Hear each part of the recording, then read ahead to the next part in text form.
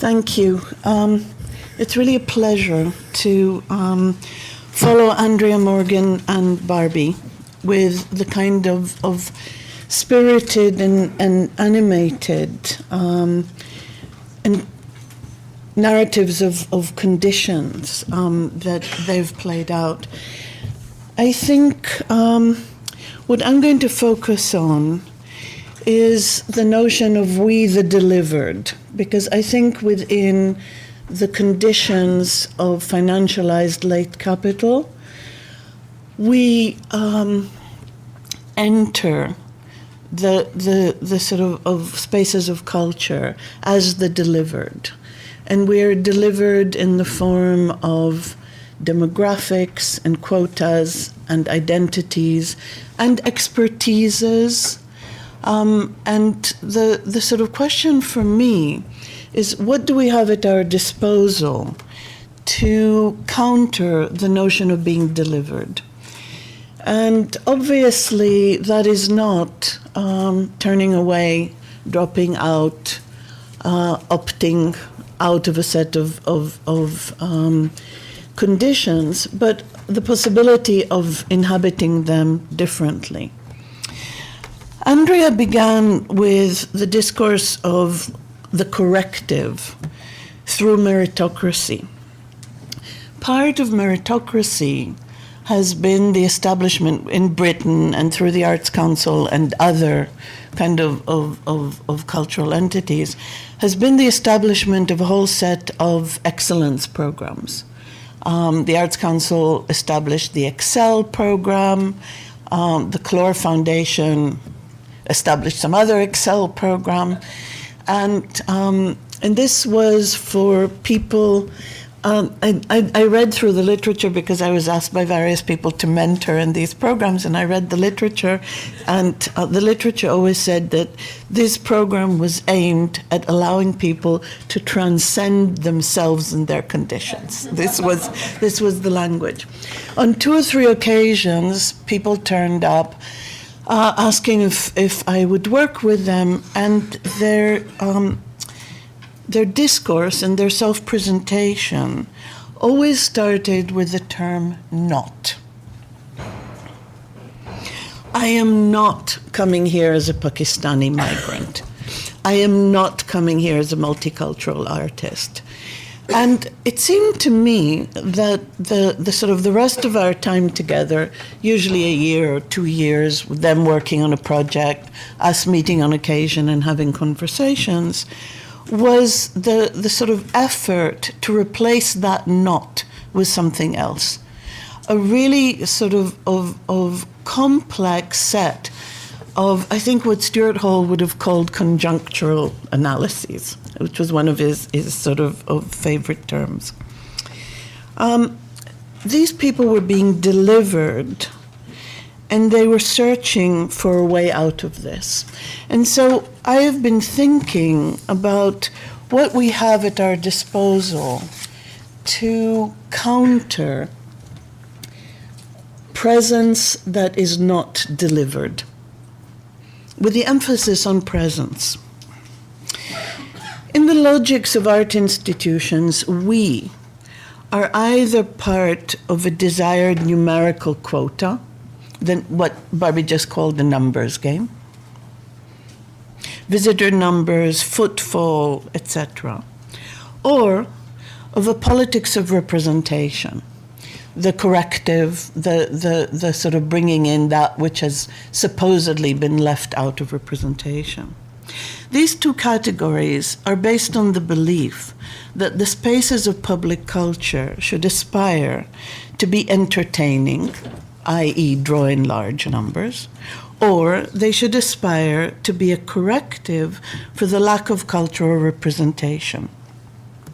Therefore, we are an instrumentalized entity within a whole series of economies that have very little to do with any form of actual taking part. So if we are a set of statistical categories being instrumentalized, what is there as a possibility to counter these spaces that as spaces that offer the potential for us. Now, for me, us denotes collectivity and mutuality.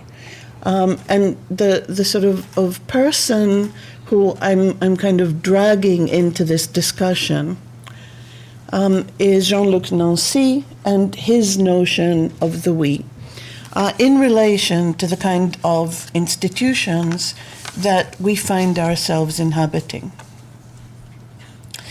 Collectivity is something that takes place as we arbitrarily gather to take part in different forms of cultural, social, and political activity.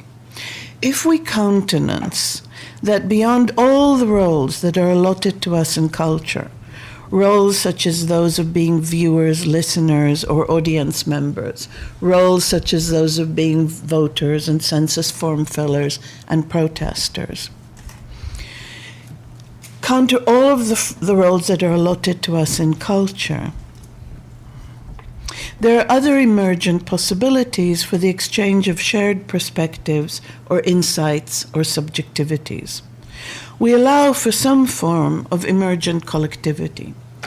Furthermore, that performative collectivity, one that is produced in the very act of being together in the same space and compelled by similar edicts, might just alert us to a form of mutuality that cannot be recognized in the normative modes of shared beliefs, interests, or kinships.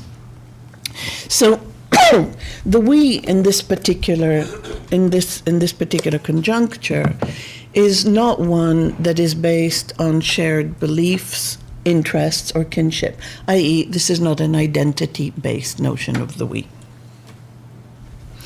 To speak of collectivities is to denativize community, to argue it away from the numerous essential roots of place and race and kinship structures that have for so long been the glue that has held it together, to allow it both unexpected and ephemeral allegiances.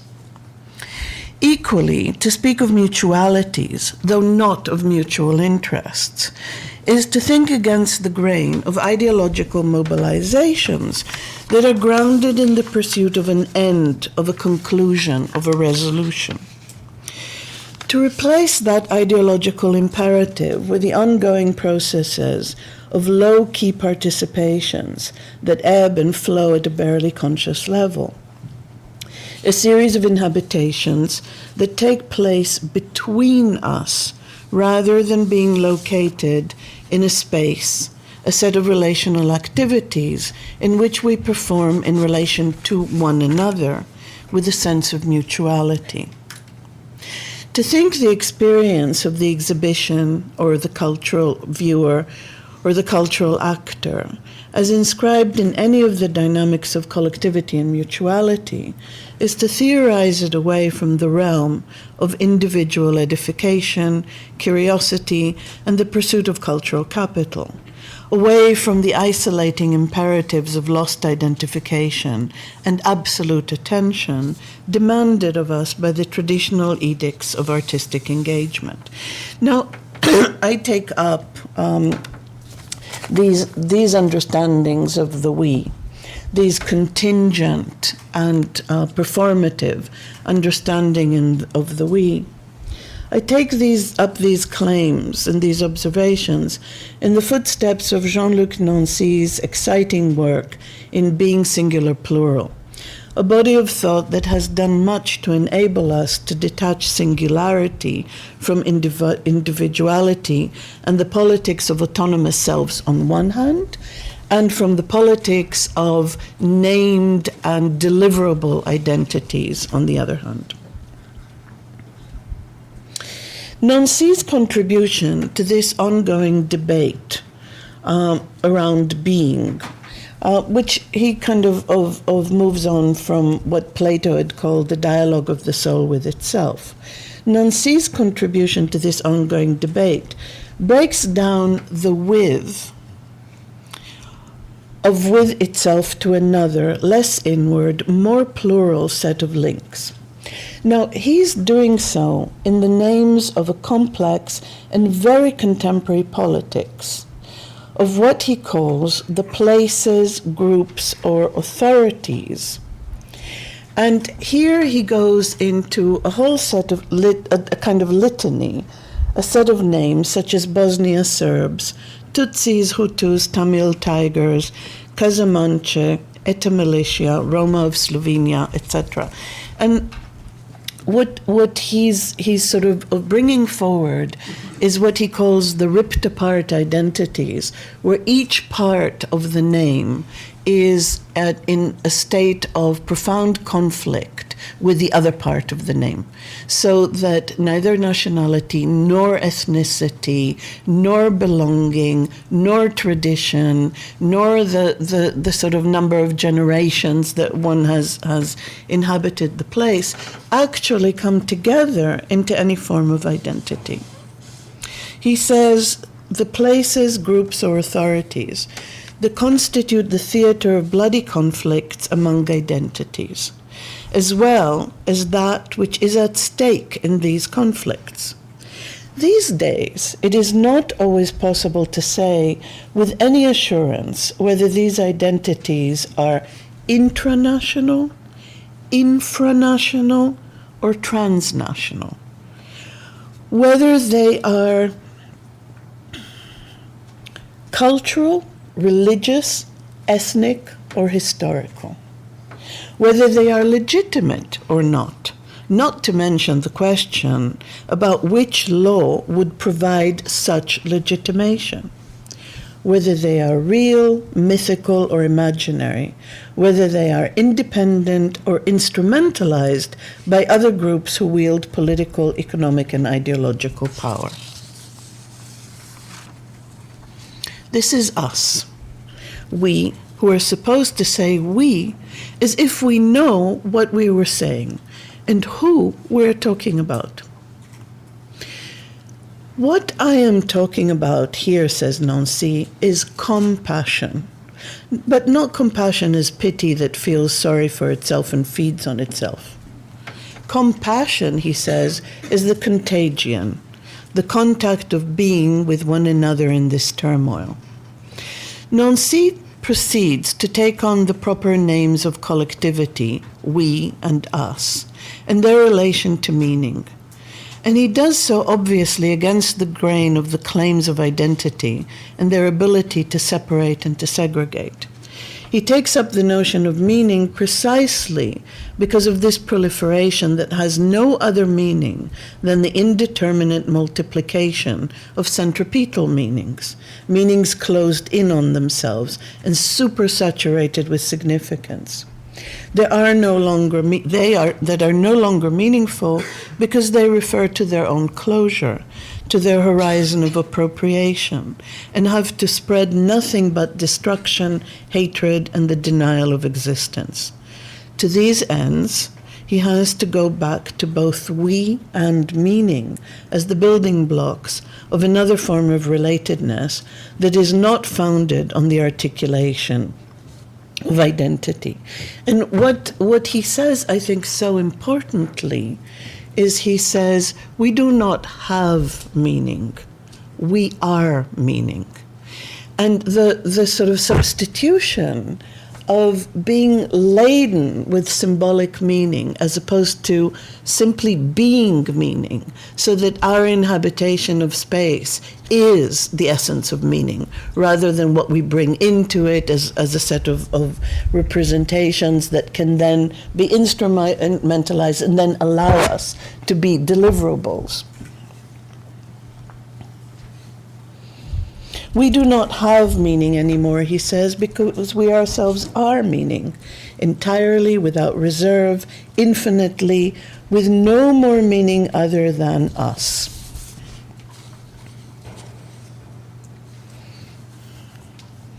Now, this notion that we are meaning surely enables us to somewhat diminish the object-viewer dichotomy we have been laboring with, and to begin to think of the ways in which meaning circulates. After all, says Nancy, there is no meaning if meaning is not shared. In Nancy's assertion that everything then passes between us, do we not have the conditions of the exhibition or the cultural encounter?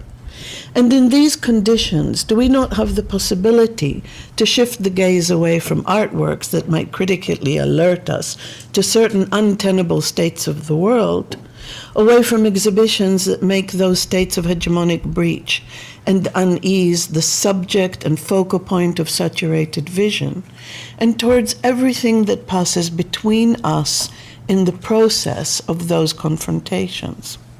Therefore, we do not necessarily undergo an experience of being informed, of being cautioned, of being forced to look at that which we might so comfortably avert our gaze from. But perhaps we recognize how deeply embedded we are in the problematic, of how mutual our disturbance and fear, and that we are, in Nancy's words, share this turmoil as the very production of its meanings.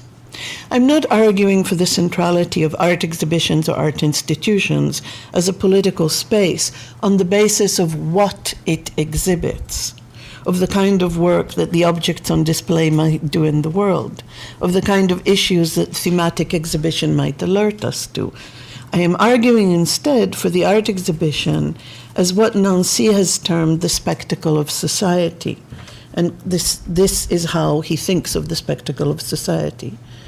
If being with is the sharing of a simultaneous space-time, then it involves a presentation of this space-time as such. In order to say we, one must present the here and now of this we. Or rather, saying we brings about the presentation of the here and now, however it is determined, as a room, as a region, as a group of friends, as an association, as a people. We can never simply be the we understood as a unique subject. We always expresses a plurality, expresses our being divided and entangled.